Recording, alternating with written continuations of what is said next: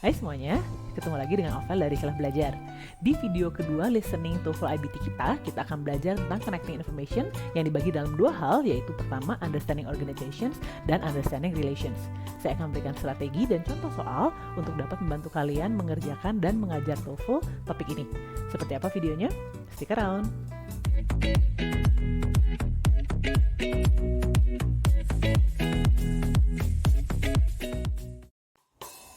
Di TOEFL IBT videos kita akan masuki pertemuan keempat, yaitu tentang connecting information, understanding organizations, and relationships ya.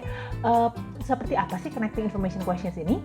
Yang pertama adalah connecting information questions itu involves a number of ideas, not a single idea. Jadi nggak cuma tentang satu hal, tetapi dia menggabungkan beberapa hal. Jadi nanti kita belajar ya, ada beberapa ide, nanti hubungan antara idenya seperti apa. Yang kedua, dia itu bisa menanyakan dua hal, misalnya organizations atau relationships between ideas. Kalau kalian sedikit bingung, ini contoh-contoh soalnya ya. Jadi seperti biasa, nanti ada layarnya seperti ini, ada volumenya, ada next, oke. Pertanyaannya mungkin nanti ada gambar lain, kalian boleh note taking ya. Jadi kalau pas lagi dengerin itu boleh note taking. Dan nanti pertanyaannya seperti ini. Mungkin langsung pertanyaannya, how is the information organized in the lecture? Nanti kalian tinggal klik aja yang benar. Mungkin juga pertanyaannya seperti ini. Jadi ada lebih dari satu. Jadi which types of American colonies were discussed? Jadi ada tiga ini, mesti tiga-tiganya benar. Atau seperti ini. Kalau tipe yang seperti ini, ada kotak-kotak seperti ini ya. Yang harus kalian lakukan adalah drag si ininya. Jadi misalnya ini ke sini atau itu ke sana gitu ya. Jadi klik dan drag. Jadi klik on a phrase, terus drag it on the correct space. Seperti ini. Atau mungkin juga seperti ini. Kalau ini untuk yang relationship. Jadi kalau relationship ini menanyakan tentang inference. Jadi what can be inferred from the lecture. Nanti tinggal klik satu. Seperti itu. Kemungkinannya juga itu bisa lebih dari satu ya.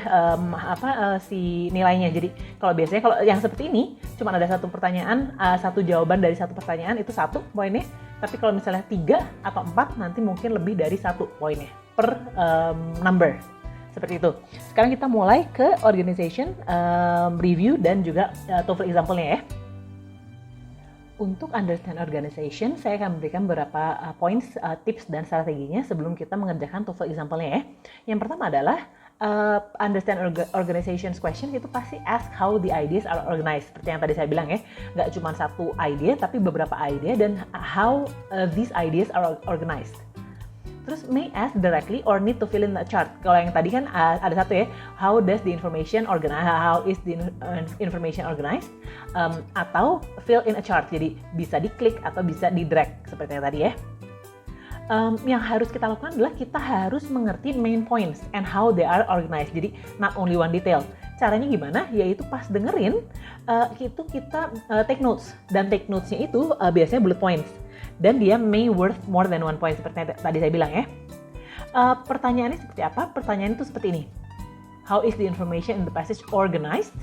Atau click on the correct column atau box. Ini tipe pertanyaan tentang organizations. Strateginya seperti tadi saya bilang, when listening, think of how the points are organized, dan take notes. Use bullet points, especially for details. Jadi jangan coba nulis kalimat lengkap, tapi bullet points aja, terutama untuk detailsnya. Nanti jadi bisa kebayang details ini atau ideas ini diorganisasi seperti apa. Kita coba ya ke pertanyaan di TOEFL-nya. Oke, seperti biasa, boleh denger, boleh sambil take notes, nanti ada pertanyaannya. Good luck! Listening exercise 5. Passage 1. Questions 1 through 3. Listen to a lecture in a biology class. Today, I'll be talking about the concept of tropism as it relates to plants. Tropism, for those of you who don't know, refers to a bending of a plant or a part of a plant in response to an outside stimulus. There are 3 important kinds of tropism. They are phototropism, geotropism, and hydrotropism. In each of these kinds of tropism, a plant or a part of a plant bends in response to a different kind of outside stimulus. First, we'll discuss phototropism. The outside stimulus in phototropism is light. When a plant is affected by phototropism, It grows in the direction of a light source, such as the sun. The second kind of tropism is geotropism. In geotropism, the outside stimulus is gravity. In a plant affected by geotropism, the affected part of the plant grows directly downward because of the pull of gravity. When a plant's affected by geotropism, it's often the root structure that's affected. Okay, the final kind of tropism I'll discuss today is hydrotropism.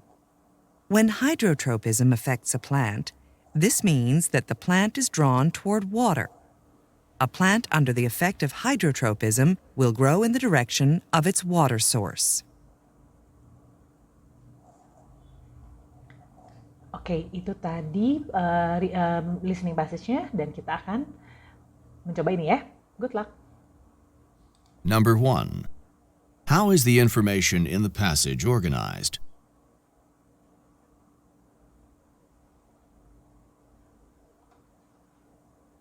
Number 2. Which of these kinds of tropism are described in the passage?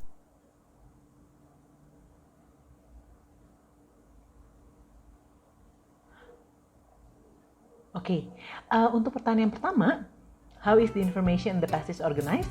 Ini tadi kita belajar tentang geo, photo, and satu lagi apa tadi? Ada 3 ya, hydrotropism ya.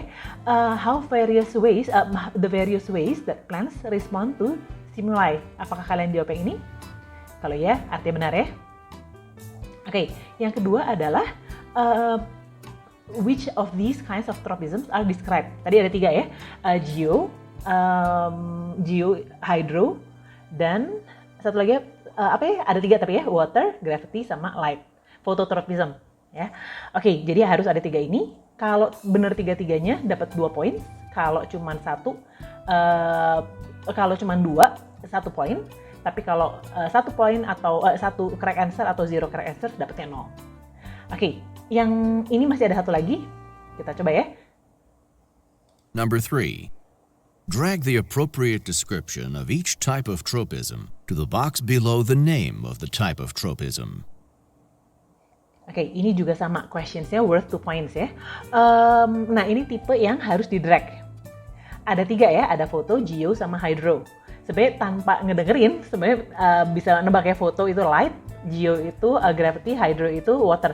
Tapi emang hati-hati, karena kalau di listening dan di reading ya, untuk IELTS, untuk TOEFL, TOEFL IBT, TOEFL PBT, untuk semuanya, kalian harus informasinya harus didapat dari readingnya atau listeningnya. Jangan dari pengetahuan kalian.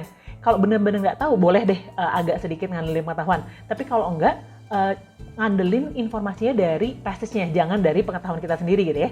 Oke, yang ini jadinya light itu phototropism, water itu hydro, dan gravity itu geotropism.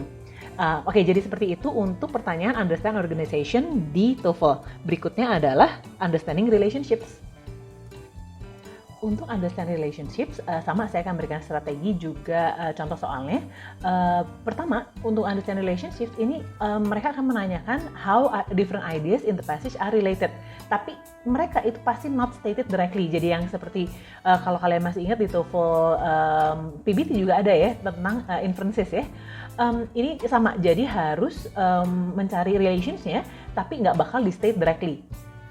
Yang kedua adalah kita harus draw a conclusion, predict an outcome ya, bukan an ya. Predict an outcome, make an inference, recognize sequence, determine the cause or of effect. Ini teorinya ya. Kalau jenis soalnya seperti apa? Seperti ini. Pertanyaannya mungkin what is most likely, dan what is implied, what can be inferred. Ini contoh pertanyaannya. Strateginya adalah listen carefully and take notes. Menangnya si TOEFL IBT adalah karena kita bisa take notes ya. Take notes carefully dan imagine how the points are related and draw a conclusion. Ini yang penting ya, draw a conclusion. Oke, sekarang kita coba di TOEFL ininya ya, TOEFL example-nya ya. Kita akan belajar tentang botany, tentang conifers. Silahkan didengar dan di take notes. Passage 3. Questions 5 and 6. Listen to a lecture in a botany class. Today I'll be talking about the information in chapter 22 from the text. the chapter on conifers. You should have read the chapter already and turned in the answers to the 10 questions at the end of the chapter. Do you know what conifers are? Well, conifers are the type of trees such as pines that have cones instead of colorful flowers. About a third of the world's trees are conifers, and the vast majority of conifers are found in the great conifer forests of North America and Siberia. Conifers are hardy trees that have been able to survive well, and as a result, both the oldest and the biggest trees in the world belong to the conifer family. The oldest known living tree is a 4,000-year-old bristlecone pine, which is located in California. The giant redwoods, which are also found in California, are the largest trees. They can be several hundred feet tall and weigh as much as 2,000 tons. An interesting note about the giant redwoods is that even though the trees are so large, they have relatively small cones. What is true of most, but not all conifers, is that they are evergreens with needle-like leaves. The needle-like shape of conifer leaves evolved as a reaction to drought. When compared with a flat leaf, a needle presents a much smaller surface area, which decreases the amount of water lost through the leaves. Because most conifers are evergreens, they lose and replace their needles throughout the year, rather than shedding all their leaves in one season, as deciduous trees do. That's all for today. For next class, you should read the next chapter and do the same with it that you did with the chapter for today. See you next class. Oke, itu adalah listeningnya. Kita akan bahas satu-satu ya. Yang nomor 5 dulu. Number 5. What does the professor imply about conifers in the lecture? Oke, kalian tadi jawabnya yang mana? Apakah jawabannya ini? Kalau itu benar ya. Kenapa yang A, C, dan D-nya salah? Karena the vast majority artinya lebih banyak ya. Sementara tadi profesornya bilang about a third of the world's trees are conifers. Kalau a third artinya nggak vast majority ya. All conifers have needle-shaped leaves. Ini juga salah karena tadi dibilangnya adalah what is true about most but not all. Most but not all artinya all salah karena nggak semuanya, tapi most. Some conifers have flowers instead of cones. Ini salah karena semua conifers, makanya disebutnya conifers adalah karena mereka punya cones instead of flowers. Jadi jawaban yang benarnya adalah yang B. Oke, sekarang number 6.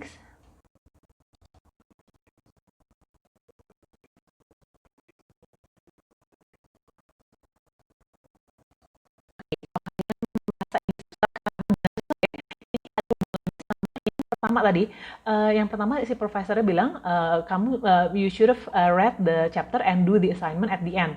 Kalau gitu di akhirnya profesornya bilang you should do the same as what you did with the same with this chapter. Jadinya the students need to read dan melakukan assignmentnya gitu ya. Jadinya jawabannya adalah yang ini ya. Turn in written answers to questions at the end of the next chapter. Jadi seperti itu, yang nomor 6 memang susah ya. Tapi emang harus diingat bahwa kita harus listen dari depan sampai akhir. Jadi karena pertanyaan tuh kadang-kadang nyerempet-nyerempet tentang itu ya. Jadi nggak cuma bodinya tentang si conifersnya, tapi tentang what happens before the professor gives the lecture dan what happens after. Jadi hati-hati sama apa yang terjadi sebelum dan sesudah lecture-nya gitu ya. Jadi seperti itu untuk understanding relationships in TOEFL IBT. Untuk supporting activity yang bisa kalian pakai dalam mengajarkan topik ini adalah tentang heart touching ads. Kalian pernah dengar nggak ya tentang heart touching ads? Tapi ini ceritanya seperti ini. Jadi kita memakai Google Slides. Sharing options-nya adalah students can edit karena mereka akan menjawab pertanyaan yang kita kasih.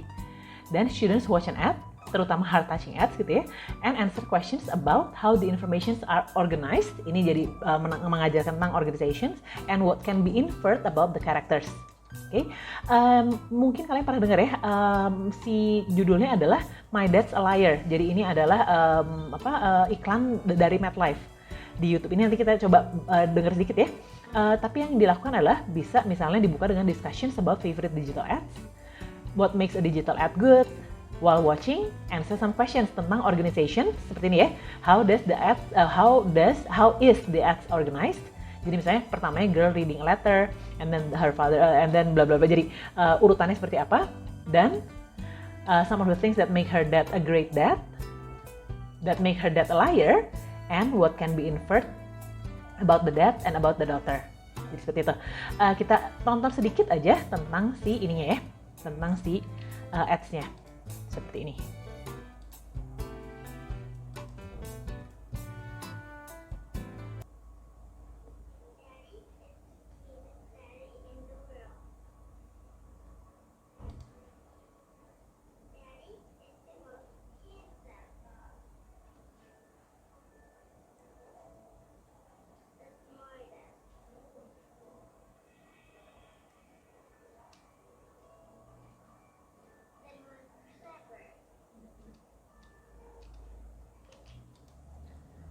Oke, jadi kalau dilihat dari awalnya, the girl is talking about how great her dad is. Tapi nanti di tengah-tengahnya itu ada sedikit plot twistnya gitu ya. Dan ini semua bisa dipakai untuk kalian mengajar tentang organizations dan understanding relationships di TOEFL IBT. Oke guys, gitu dulu video kita hari ini tentang listening connecting information. Di minggu depan kita akan mulai belajar tentang writing. Yang pertama adalah tentang integrated task, yaitu reading, listening, dan writing. Don't forget to like, share, and subscribe for more great videos from Setelah Belajar. See you!